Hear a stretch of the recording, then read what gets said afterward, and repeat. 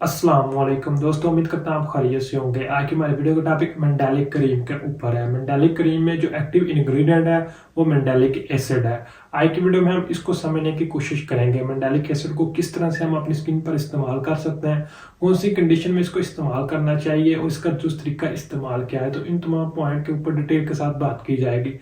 मेंडेलिक acid की अगर property की बात करें तो ये एक्सफोलिएटिंग के तौर पर अपना रिजल्ट प्रोवाइड करती है। मतलब कि हमारी स्किन के ऊपर जो डेड सेल होते हैं उनको रिमूव कर देती है और नए सेल बनने के अमल को तेज कर देती है, जिससे हमारी स्किन में ब्राइटनिंग इफेक्ट आना शुरू हो जाते हैं, हमारी स्किन स्मूथ नजर आना शुरू हो जाती है। इसी तरह अगर हम मेंडेलिक क्रीम के यूजेस की बात करें तो मेंडेलिक क्रीम को हम इस्तेमाल कर सकते हैं अगर किसी को एक्नी का मसला है, मिलाजमा का मसला है, हाइपरपिगमेंटेशन का मसला है, तो उनमें इसको इस्तेमाल किया जा सकता है। इसी तरह मेंडेलिक क्रीम को जिन लोगों को डार्क स्पॉट का मसला है, डार्क रंग वगैरह का मसला है, तो उनमें भी इस्तेमाल कर सकते हैं। मेंडेलिक क्रीम को एंटी एजिंग के तौर पर भी इस्तेमाल किया जा सकता है। जिन लोगों की स्किन पर रिंकल वगैरह का, फाइन लाइन वगैरह का मसला है, तो उन लोगों में भी इसको इस्तेमाल किया जा सकता है।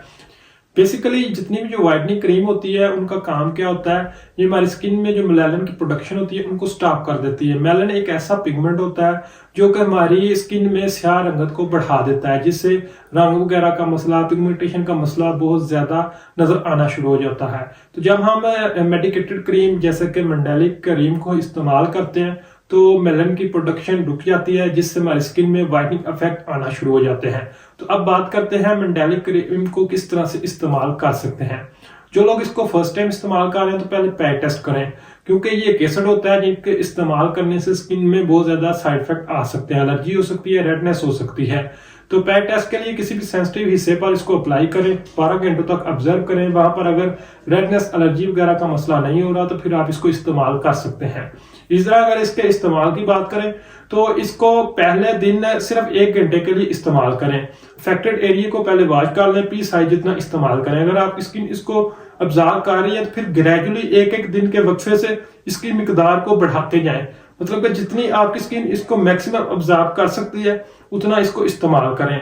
मिकदार इसकी पीस साइज जितनी होनी चाहिए रोजाना, लेकिन इसका जो टाइम है वो बढ़ाते जाएं। मेंडेलिक क्रीम जिन लोगों की स्किन ऑयली होती है उनके लिए बहुत ज्यादा फायदेमंद होती है, लेकिन जिन लोगों की स्किन ड्राई होती है तो इसके इस्तेमाल करने से उनकी स्किन मजीद ड्राई हो सकती है। तो साथ में मॉइस्चराइजर वगैरह को लाजमी इस्तेमाल करें, क्योंकि ड्राई स्किन होने की वजह से स्किन में इरिटेशन का मसला हो सकता है, इचिंग वगैरह का मसला हो सकता है। इस तरह मेंडेलिक एसिड क्रीम को इस्तेमाल करने के बाद आप जब सूर्य की रोशनी में जाएंगे तो आपकी स्किन में सेंसिटिविटी का मसला हो सकता है, इरिटेशन का मसला हो सकता है, क्योंकि इस क्रीम के इस्तेमाल करने से स्किन सेंसिटिविटी बहुत ज्यादा नोट की जाती है।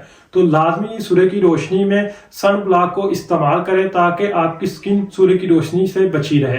इस तरह अगर हम इस क्रीम के साइड इफेक्ट की बात करें तो इस क्रीम के इस्तेमाल करने से स्किन में रेडनेस हो सकती है, बर्निंग सेंसेशन हो सकती है, एलर्जी वगैरह का मसला हो सकता है, स्किन बहुत ज्यादा ड्राई हो सकती है, स्किन में बहुत ज्यादा रेडनेस वगैरह आ सकती है। अगर वीडियो अच्छी लगी है तो वीडियो को लाइक कीजिए, चैनल को सब्सक्राइब कीजिए ताकि हमारी लेटेस्ट वीडियो आप तक पहुंचती रहे। शुक्रिया।